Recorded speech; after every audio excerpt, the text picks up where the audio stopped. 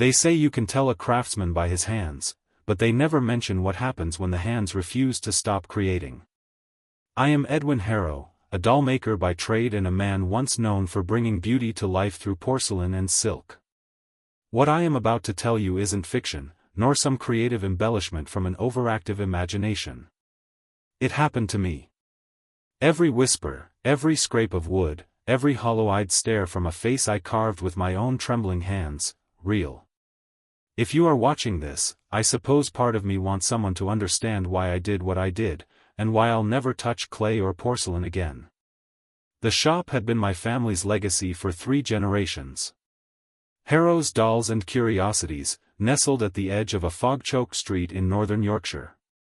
The sign out front had faded over time, gold lettering dulled to the color of rust. Still, people came. Parents searching for unique gifts. Collectors looking for a piece of art that could almost breathe. I was proud of my work.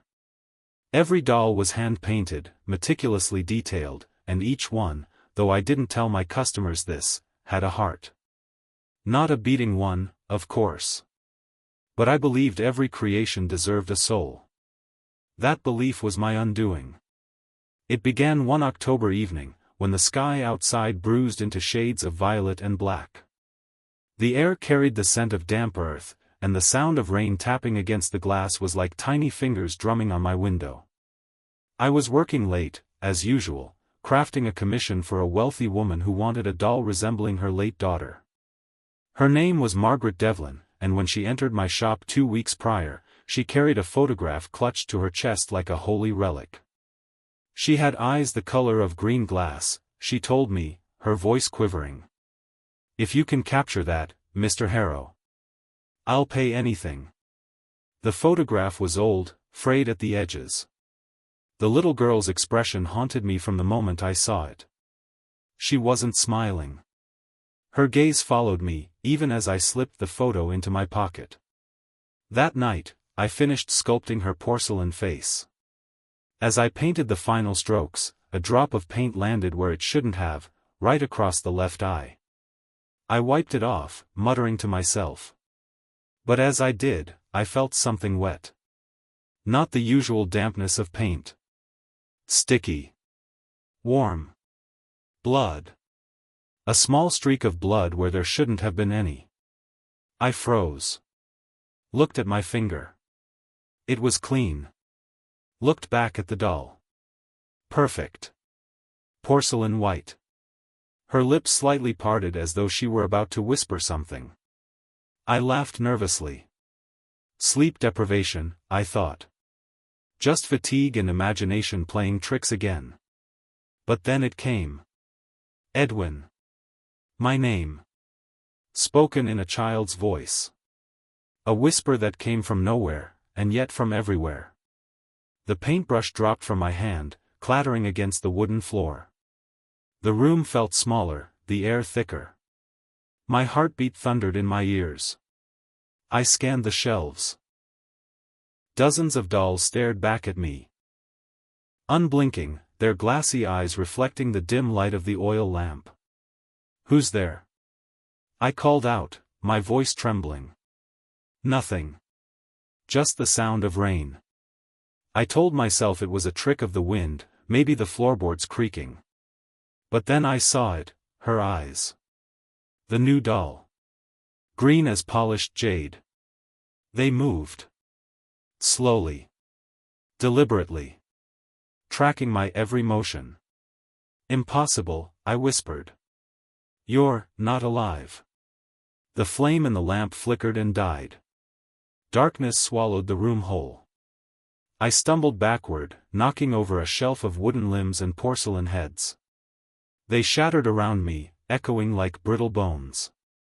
When the light returned, a faint glow from the moon seeping through the window, I saw the doll sitting upright on the table. I hadn't placed her that way. And worse, her lips were smiling now.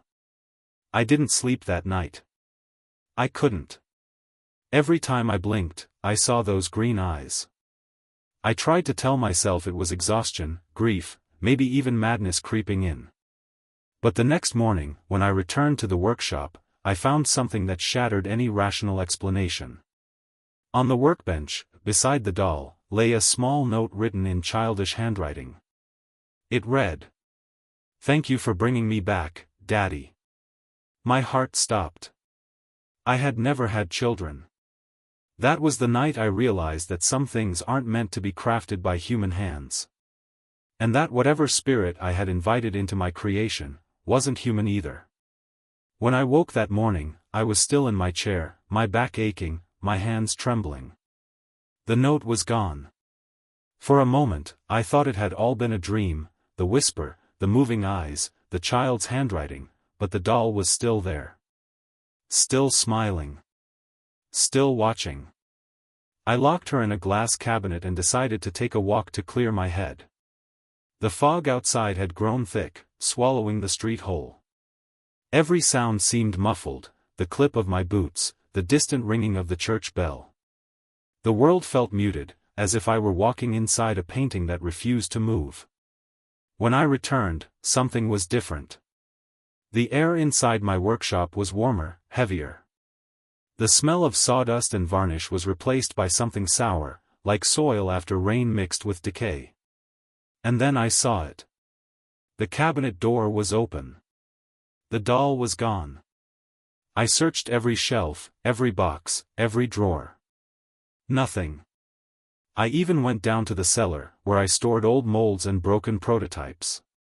But as soon as I opened the cellar door, a gust of cold air hit me, and I swear I heard the sound of tiny feet running across the stone floor. That was the first time I thought about leaving the house. Selling it. Burning it, even. But something stopped me. Curiosity. Pride. A sick desire to understand what I had created. That night, I found her again. She was sitting in my bedroom, on the nightstand beside the lamp. Her porcelain head tilted slightly, green eyes fixed on the door, as if waiting for me. And in her lap was a small wooden box. I didn't recognize it. I had never made it. I hesitated for a long while before touching it. When I did, the box opened on its own, hinges creaking softly. Inside was a small lock of hair, brown and curled, tied with a red ribbon. Beneath it lay a note. "Do you remember this, Daddy?" My throat went dry. I didn't know what to make of it. I didn't even know who it was addressing anymore. But then, something clicked in my mind. Something I hadn't thought of in years. When I was a boy, before the shop belonged to me, I'd found a strange little workshop behind our home, one that my father kept locked at all times. He called it the quiet room. He told me never to go there. Of course, I did. I was 12. And curious. Inside, I'd found dozens of unfinished dolls. But there was one that looked like a little girl with green eyes. When I asked him who she was, he grew pale and told me she was a mistake. He smashed her the next day. Or so I thought. The memory flooded back now, sharp as glass. The green eyes. The name Daddy. The resemblance. Had I remade her? I looked at the doll again. She was no longer smiling. Her head was now turned toward the far wall. And as I followed her gaze, my stomach turned. The wallpaper was bulging. Slowly, it peeled away, like something was pressing from behind it. A small crack appeared. Then another. And from within the plaster, something knocked. 3 times. Soft. Rhythmic. Knock. Knock. Knock. The sound came from inside the wall. I stumbled backward, my breath catching in my throat. The doll remained still, her painted lips parted. Then, faintly, from within the wall, came a voice. "You left me there, Daddy. You forgot." The plaster cracked open. Dust filled the air. I could see the outline of a small figure, porcelain white, with matted hair and a crooked neck, wedged between the beams. Another doll. identical to the one on my nightstand. I screamed, tearing away the wall until I could pull it free. It crumbled in my hands, its head rolling across the floor and shattering against the leg of my bed. When I looked back at the nightstand, she was gone again. But the room wasn't empty. The sound of scraping wood filled the silence, furniture moving on its own. The walls seemed to pulse, to breathe. I backed into the doorway, but it slammed shut behind me. The room grew darker, smaller. The floorboards twisted beneath my feet, curling upward like claws. The wallpaper shifted, revealing wood beneath, rough, splintered wood that looked disturbingly like ribcages. That was when I understood. The house was changing. Building itself. Or rather, she was building it. The doll. The one I had remade. Every plank of wood, every piece of furniture, it was becoming something alive. Something she controlled. And I realized she wasn't trapped in my house. I was trapped inside hers. I remember running. Down the hallway, through the shop, into the street. I didn't stop until I reached the old churchyard at the edge of town. My hands were bleeding, my clothes torn. When I looked back, the fog had swallowed everything, my home, my shop, all of it. Only the faint outline of the roof remained, and for a split second, I saw her standing in the window. The doll. Holding the little wooden box. She raised one porcelain hand and waved. That was the night I left Harrow's Dolls and Curiosities forever. But sometimes, when the wind blows just right, and I pass the old street where my shop once stood, I swear I can hear hammering. As if she's still building. Still waiting. I've told you what happened to my shop. How I ran. How I swore I'd never touch clay, paint, or porcelain again. But the truth is, you never really run from the things you create. They follow. After I fled Yorkshire, I settled in a small coastal village miles away. I rented a modest room above a cobbler's shop, bare walls, no mirrors, no dolls. For a time, I even convinced myself that I could start anew. But every night, at precisely midnight, I would hear scraping. Like wood dragging against wood. It came from beneath the floorboards, just beneath my bed. At first, I ignored it. Then, one night, it stopped. And I woke to find a small object resting on my chest. A wooden hand. It was delicately carved, almost beautiful, except for the fingernails. They were human. Real. Embedded into the wood like grotesque trophies. My first instinct was to throw it into the fire. But when I reached for the poker, I froze. The smell of varnish filled the room. Familiar. Too familiar. That's when I saw the signature. Etched into the underside of the hand were two small letters, E.H. My initials. It was my work. But I hadn't made it. For days, I kept the hand locked in a box. I barely slept, barely ate. I wrote letters to old colleagues, seeking advice, pretending I was writing for a client. Most didn't respond. Those who did simply told me to rest. But rest wasn't possible. Because every time I closed my eyes, I saw her. The doll with green eyes. The one who had called me daddy. She was no longer just porcelain in my dreams. She was flesh now, or something that mimicked it. Her skin pale and tight like wax, her hair moving as if underwater. And always, she whispered the same words. Finish me. I tried to resist. But creation is a sickness for people like me. The longer I ignored her voice, the stronger it became, seeping into my waking hours, twisting my hands until they trembled with the urge to carve, to shape, to build. I told myself it was therapy. That if I gave her a body, perhaps she'd leave me alone. So, I bought tools again. Clay. Porcelain. Paint. I worked in secret, behind shuttered windows, the smell of turpentine filling my lungs like poison. I sculpted her face from memory, those jade-green eyes, the gentle curve of her lips, the faint tilt of her head. Every detail came effortlessly, as though my hands were no longer my own. When I finished, I stood back, exhausted but proud. She was perfect. More perfect than anything I had ever made. And for a brief, mad moment, I felt peace. Then the lights flickered. The air grew cold. And from behind me came a sound I will never forget, like porcelain cracking under pressure. I turned, slowly. The doll's eyes were open. Her chest rose and fell, soft and deliberate. Her porcelain skin glistened, not with glaze, but with moisture. As if something alive pulsed beneath it. I stumbled backward, knocking over a shelf of tools. The room filled with the smell of metal and burning oil. She stood. Her movements were uneven, unnatural. Her head tilted side to side, as though testing the limits of her new form.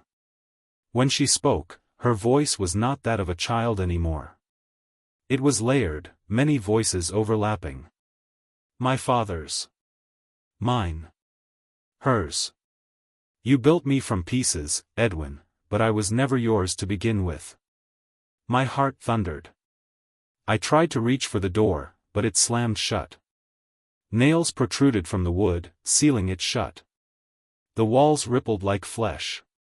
Every doll you ever made, she continued, you gave a soul. You said it yourself. Did you ever wonder where those souls came from? My breath caught. I had never thought about it. Not truly. I had always believed in a kind of artistic spirit, something that gave my work life.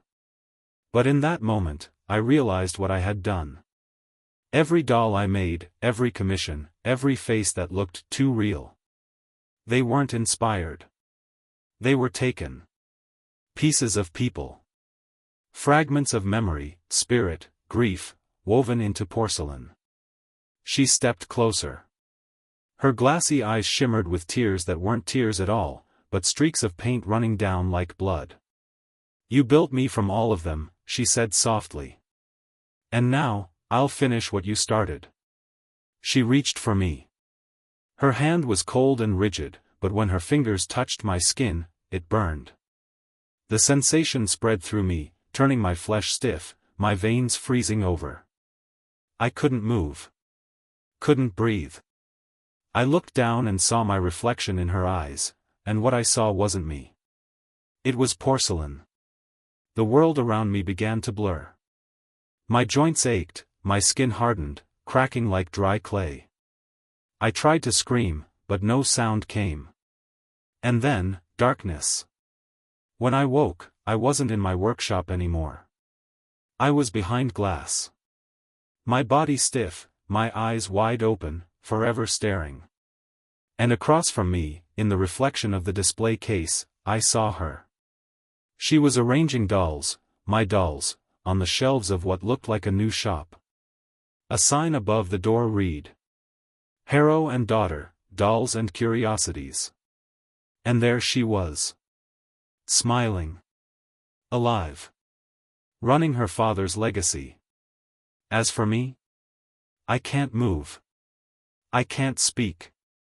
I can only watch as the customers come and go, admiring the craftsmanship of the new dollmaker. They comment on how lifelike my eyes look.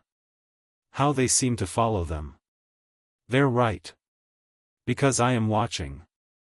And I'm praying, begging, that no one ever commissions her to make a doll in their image.